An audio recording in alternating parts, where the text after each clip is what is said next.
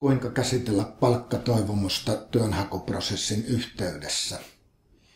Tämä kysymys on tietysti sinun ja meidän kaikkien kannalta varsin keskeinen, koska sehän ratkaisee hyvin pitkälti niin kuin lähikuukausien ja muutaman tulevan vuoden toimeentulokysymyksen perusasian. Seuraavia vinkkejä, joita tulen kertomaan, niin on toteutettu sadoissa ja sadoissa haastattelussa ja uskomattoman hyvin tuloksin. Eli uskoisin, että sinun kannattaa kuunnella ja testata jossakin työnhakutilanteessa seuraavia ohjeita. Ensimmäinen nyrkkisääntö on se, että kun laitat hakemusta ja siinä pyydetään palkkatoivomusta, jätä ilman muuta se palkkatoivomus kohta tyhjäksi. Tai täytä se sillä tavalla, että asiasta voidaan sopia ja keskustella. Miksi näin? Työnantajat toimivat tietysti mahdollisimman paljon omaa aikaansa säästäen ja työnhakuprosessissa voi tulla satoja hakemuksia, jolloin hylkäysperusteen löytäminen on yksi tärkeä aikaansäästävä tekijä. Jos palkkatoivomus on liian iso, sellainen hakija joutuu automaattisesti sivuutetuksi. Jos palkkatoivomus on liian pieni, käy samoin. Eli katsomalla yhtä numeroa työnantaja voi tehdä erittäin selkeän ja ison karsinan ja helpottaa siten työtänsä. Eli sun tehtävä on päästä hakemusten hakemisella haastatteluun ja palkkatoivomuksen jättämällä pystyt eniten vaikeuttamaan siihen pääsyä. Toisekseen, jos olet päässyt työpaikkahaastatteluun, niin yksi nyrkkisääntö on se, että keskustele palkkatoivomuksesta niin myöhään kuin mahdollista. Työnantaja kysyy ehkä palkkatoivomusta ohimennen aikaisessakin vaiheessa ja silloin voit vaikka vastakysymyksellä siirtää asian käsittelyn siihen vaiheeseen, kun tiedät, haluatko tehtävän ja sinulla on nappituntuma, haluaako työnantaja palkata sinut. Ja silloin on parasta keskustella rahasta, ei aikaisemmin.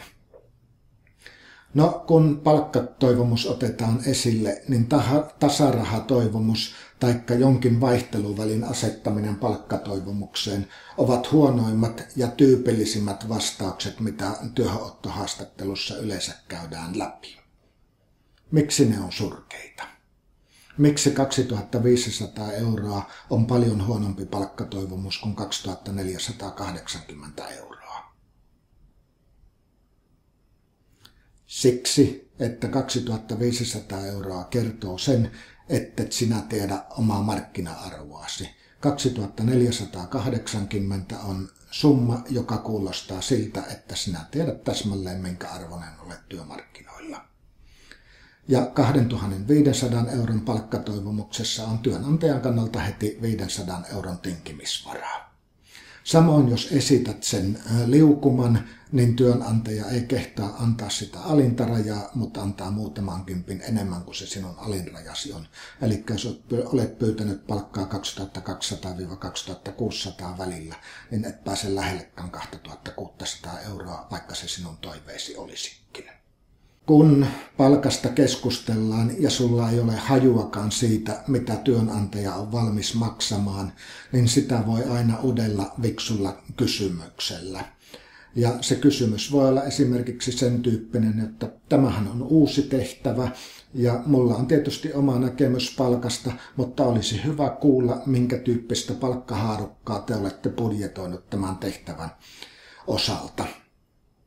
Työnantaja voi yllättyä ehkä kysymyksestä ja antaa hivenen haarukkaa, jonka jälkeen sinun pitää hyvin nopeasti vetää siitä se johtopäätös ja pyytää 20, 30, 40, 60, 70 tai 80 € päättyvä palkkatoivomuslukema ja sen jälkeen sitten asia tulee aika nopeasti päätökseen. Älä koskaan pyydä 90 päättyvää lukua, koska ethän sinä myy itseäsi Anttilan hinnalla. Jos mennään palkkatasossa selkeästi korkeampiin summiin, niin unohdetaan tasatonnit ja tasan 500 ja puhutaan sitten muihin 100 lukemiin päättyvästä palkkatoivomuksesta. Toivon menestystä, kun neuvottelet palkasta seuraavan kerran. Tässä palkka-asiassa niin PS-nä voisin todeta sen, jotta älä ikinä ota haastattelussa palkkatoivomusta siten, että kerrot, jotta Tradenomiliiton, Ekonomiliiton tai Superin palkkasuosituksissa puhutaan tämän tyyppisestä summasta, mikä olisi mulle sopiva. Se ei vaan yksinkertaisesti kuulosta työnantajan korvissa hyvältä, ja jos toinen henkilö, joka ei sitä mainitse ja on kaikilta muilta osapuolilta haastattelutilanteessa ja rekrytointitilanteessa sun kanssa tasavertainen, niin hän kiilaa vuoden varmasti sinusta ohi.